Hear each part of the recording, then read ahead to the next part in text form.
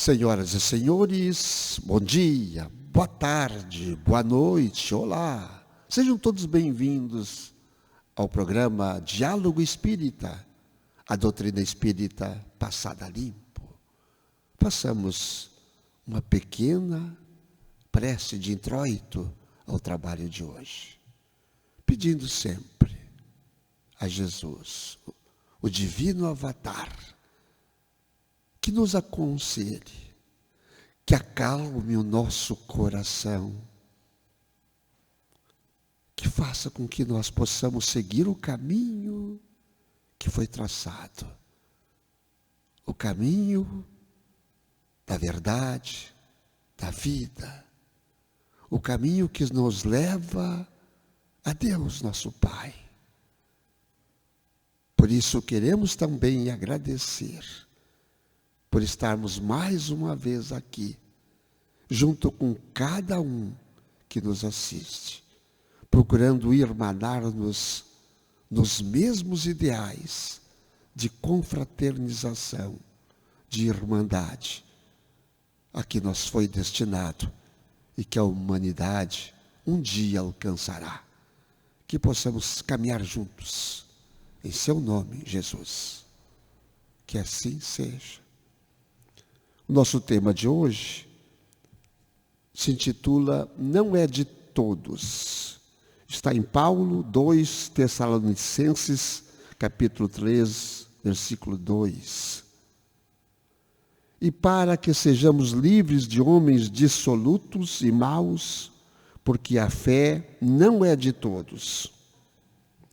Dirigindo-se aos irmãos das Tessalônica, o apóstolo dos gentios rogou-lhes concurso em favor dos trabalhos evangélicos para que o serviço do Senhor estivesse isento dos homens maus e dissolutos, justificando o apelo com a declaração de que a fé não é de todos.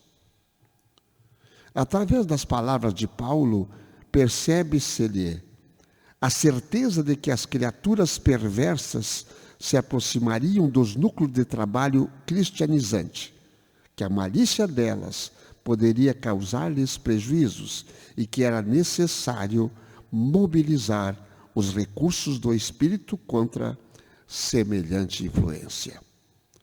O grande convertido, em poucas palavras, gravou a advertência de valor infinito, porque, em verdade, a cor religiosa caracterizará a vestimenta exterior das comunidades inteiras, mas a fé será patrimônio somente daqueles que trabalham sem medir sacrifícios, por instalá-la no santuário do próprio mundo íntimo.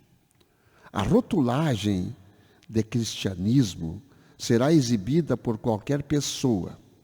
Todavia também, a fé cristã revelar-se-á pura, incondicional e sublime em raros corações. Muita gente deseja assenhorar-se dela como se fora mera letra de câmbio, enquanto que inúmeros aprendizes do Evangelho a invocam precipitados, qual se fora borboleta erradia. Esquecem-se, porém, de que se as necessidades materiais do corpo reclamam esforço pessoal diário, as necessidades essenciais do espírito nunca serão solucionadas pela expectação inoperante. Admitir a verdade, procurá-la e acreditar nela são virtudes para todos.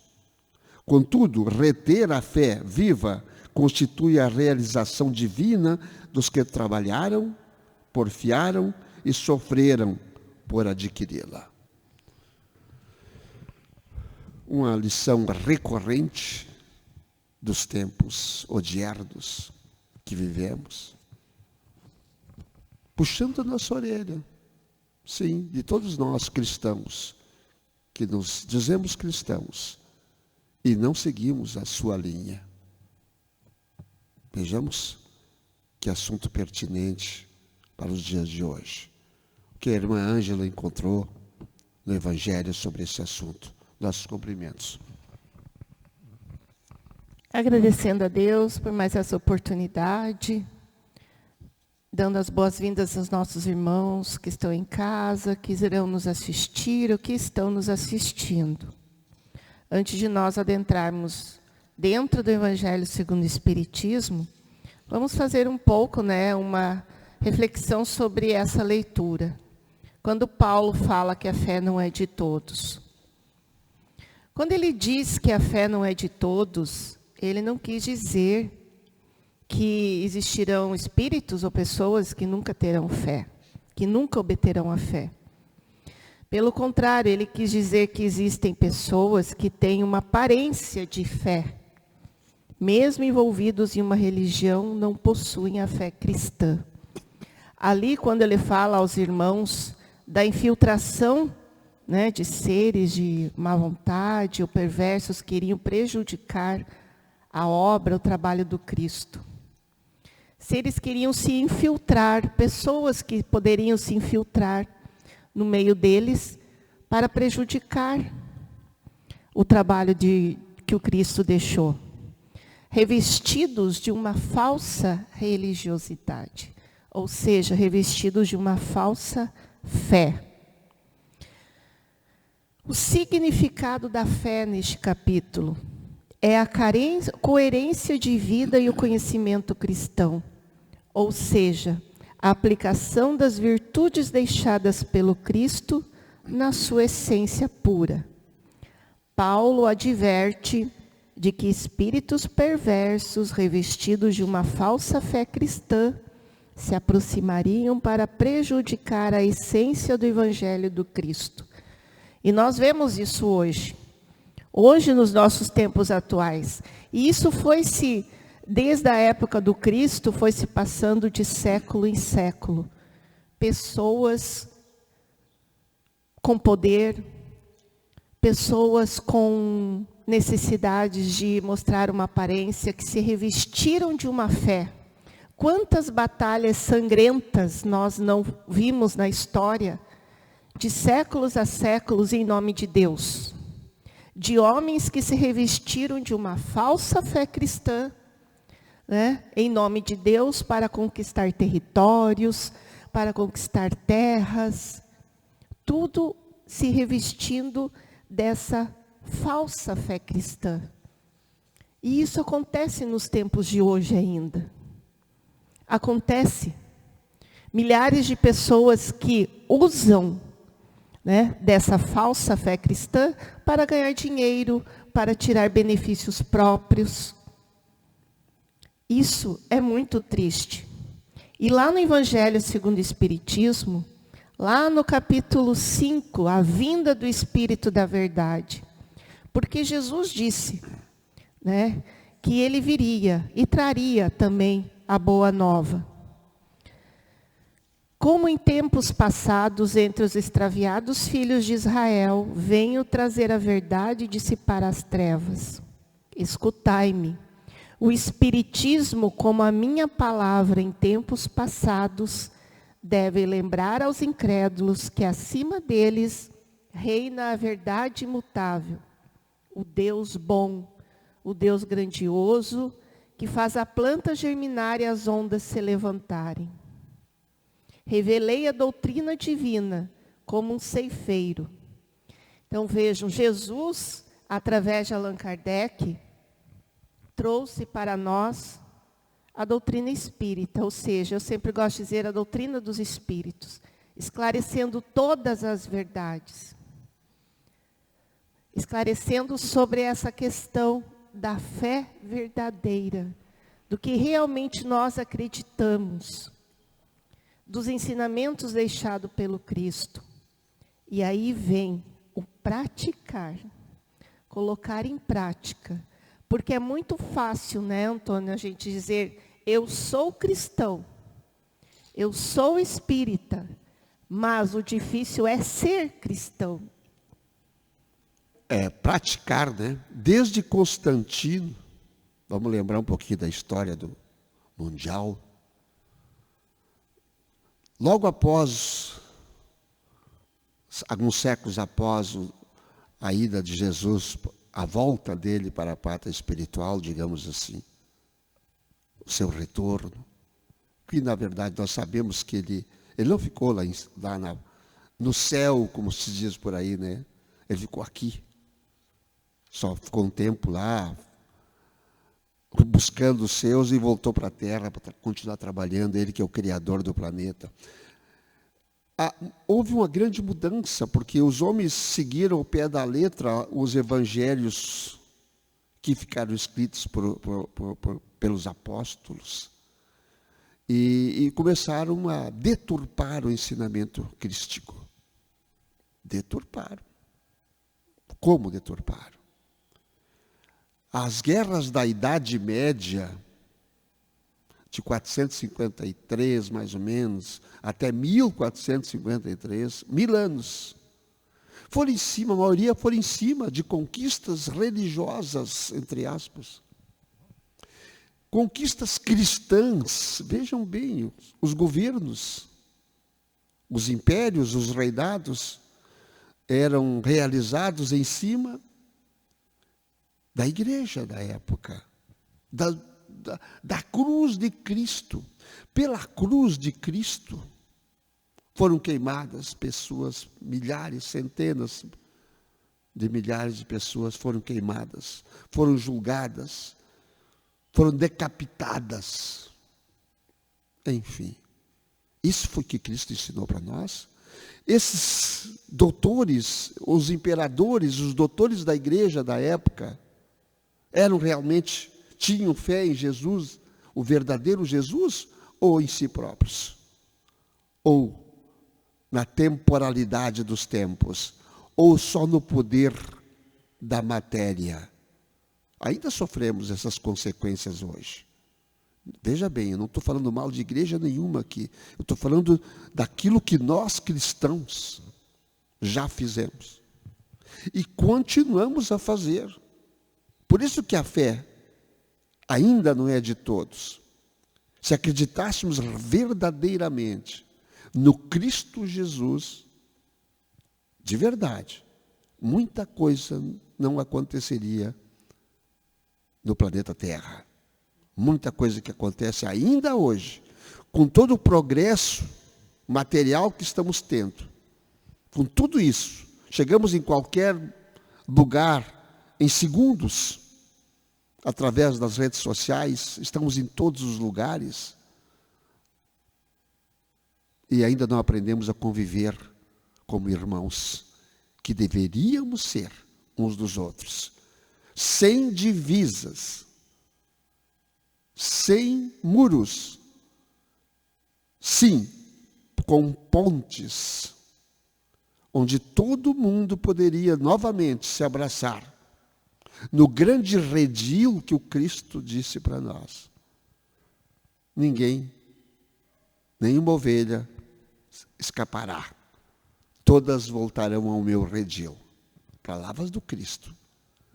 Parece para nós hoje que vivemos a temporalidade desta existência agora, que isso é muito difícil e que isso demora demais, é que nós esquecemos que somos seres milenares, que estamos vivendo agora uma existência tão somente fugaz, muito rápida, como um pingo d'água num fogão fervente. É que a gente não consegue entender ainda, pela nossa pequenez. Mas é mistério que pensemos. Se nós começarmos a mudar hoje, vamos fazer um exercício. Pequenas mudanças, não começa com um salto muito grande, nem com correria, mas com pequenas mudanças de hábitos do dia a dia. Hábitos do dia a dia. Começando a dizer assim, por que eu não posso fazer um mundo melhor? Como é que eu faço um mundo melhor? Eu sendo melhor por dentro, eu sentindo a energia crística dentro de mim, eu posso fazer um mundo melhor. Por que eu não penso isso? Por que eu não começo a fazer isso? Porque aí eu vou parar de fazer julgamentos precipitados, porque eu não sou juiz. O juiz vai julgar de acordo com a lei que está lá escrita. Como é que eu julgo? Qual seria a minha lei? A minha lei para julgar seria a lei cristã. Eu vivo num mundo eminentemente cristão. Eu vivo num planeta eminentemente cristão, que segue Jesus como luz, como paz, como amor, como caridade. Então, se eu começasse a pensar desta forma, eu não começaria a mudar o mundo? Eu posso começar hoje. Eu posso. Que tal começarmos a fazermos esse exercício da mudança do homem velho que ainda existe dentro de nós, para o homem novo que deve habitar esta terra, que deve habitar o meu corpo. O homem novo, o meu espírito novo. Porque o corpo vai embora, mas o espírito vivifica e continua eternamente, para todo sempre. Vamos pensar nisso com carinho e vamos praticar. Então, como Antônio falou das guerras que foram em nome de Deus, usando a cruz do Cristo. Isso já foi há muitos séculos, né? Mas nós ainda sentimos os resquícios disso tudo, como ele falou. Mas hoje, no nosso século, no ano em que nós nos encontramos, ainda há muitas falsas fés cristãs. Muitas pessoas, muitos irmãos usam dessa falsa fé cristã para benefício próprio. Distorcem essa doutrina deixada pelo Cristo do amor, da caridade, do amar ao próximo, de trabalhar o perdão, a melhoria de si mesmo, e usam em benefício próprio. Como Antônio disse, não estamos aqui para criticar nenhuma religião, mas nós sabemos que, infelizmente, há muito disso entre nós. Aqueles que detêm o conhecimento, que têm muito conhecimento até sobre os ensinamentos do Cristo, usam para deter pessoas com o seu poder, usam para benefício próprio, como ganhar dinheiro. E o que está acontecendo hoje? Milhares de pessoas mundo afora, nesse momento em que o planeta está passando por toda essa turbulência, que nós humanos estamos sentindo, cada um sente de uma forma, ansiedade, angústia, um vazio, sem saber o que buscar. Vão em busca destes lugares que vendem essa falsa fé cristã. Enquanto que a fé verdadeira, né, a fé viva, ou seja, o Cristo vivo, onde Ele está dentro de nós. Ele mesmo disse isso, que sempre estaria conosco. Nós temos um pedacinho do nosso Pai Criador dentro de nós, somos um pedacinho da centelha divina. Então é o momento agora, como Antônio falou, de nós nos despertar para tudo isso. Não permitir que energias contrárias a todas essas virtudes que o Cristo nos passou, penetrem na nossa alma, no nosso coração de maneira diferente. Nós temos a condição, sim, de melhorar, de fazer a nossa reforma íntima.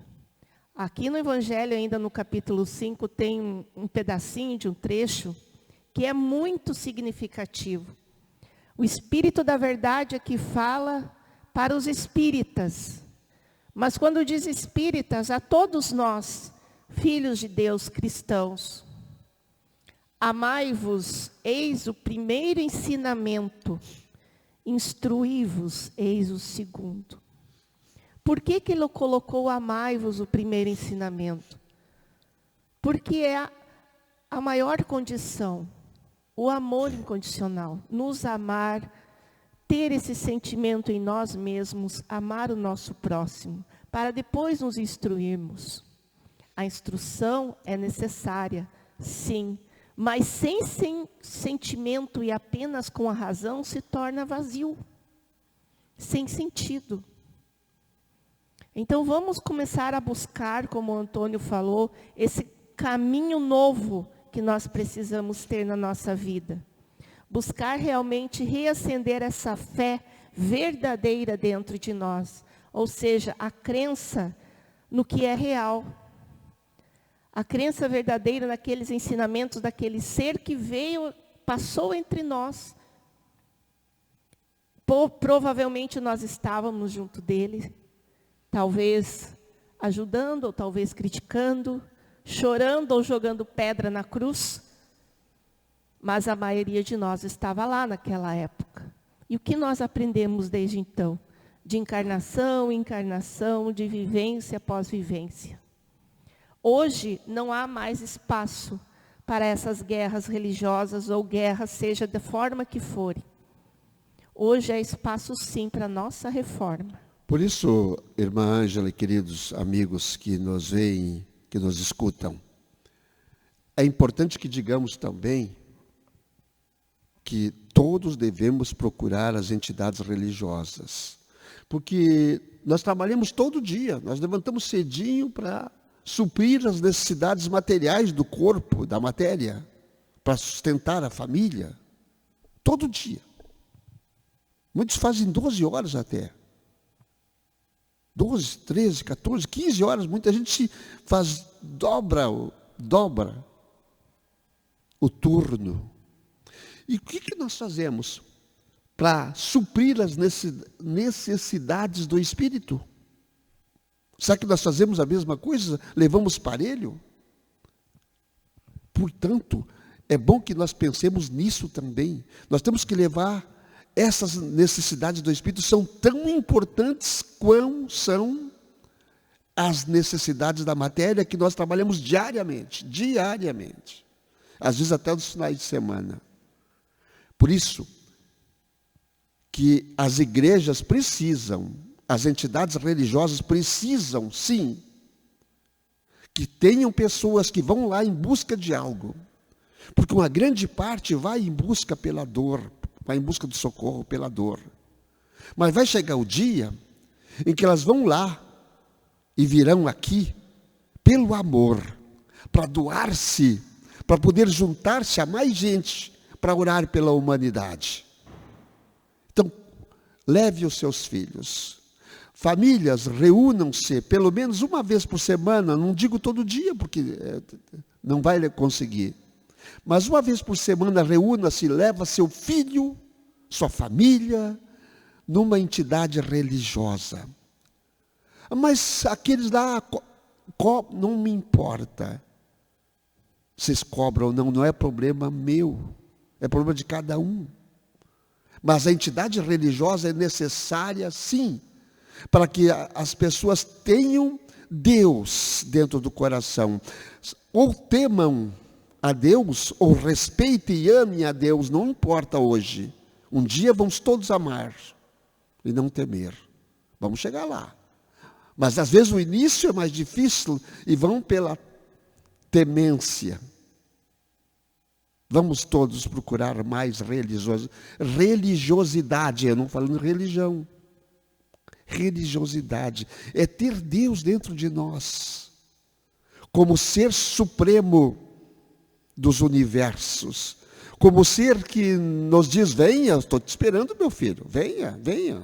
Eu tenho tempo, todo o tempo do mundo para te esperar. Eu tenho todo esse tempo. Venha para mim, chega para mim, eu quero te abraçar de novo. Eu quero te abraçar de novo. Estamos finalmente nos trabalhos de hoje. A irmã Ângela faz os últimos comentários, depois pode fazer a peça de encerramento. Eu sempre falo que toda religião que leva o homem para o bem, ela é válida. E lembrando também que o nosso lar também é um santuário religioso, sagrado. O primeiro santuário é a nossa casa, o nosso lar, onde nós podemos reunir a nossa família, seja você sozinho ou com mais pessoas, fazer uma leitura do Evangelho, ou fazer uma oração, fazer irradiações às pessoas que você gosta. É um momento de se conectar com Deus. Então, vamos deixar isso na nossa mente. O amar em primeiro lugar, sempre. Instruir, sim, muito importante. Mas amar. Amar em primeiro lugar. E o que quer dizer isso? Não julgar, ter indulgência, trabalhar a paciência, a resignação, a obediência e a disciplina. Saber olhar o nosso próximo com o olhar do Cristo, assim como Deus olha para nós. Então, neste momento, vamos agradecer ao nosso Pai Maior. Agradecer pelo dom da nossa vida, por essa existência, pela família que temos, pelo nosso trabalho. Pai de poder e bondade, gratidão, gratidão, Pai. Gratidão por sempre estar ao nosso lado, através desses anjos luzeiros, cuidando de nós diuturnamente, dando-nos a coragem, a perseverança, a esperança. A esses anjos que chegam próximos de nós, como amigos, como família, sempre para nos guiar no melhor caminho. Que a fé que o nosso irmão e mestre Jesus trouxe a este planeta, a fé que ilumina, que clareia, que nos dá a razão, possa ela permanecer viva em nosso coração, viva em nossa mente e nosso espírito. Obrigada, Senhor, por tudo que temos, por tudo que somos. Que teu amor divino ampare a cada um de nós, hoje, amanhã e sempre. Que assim seja.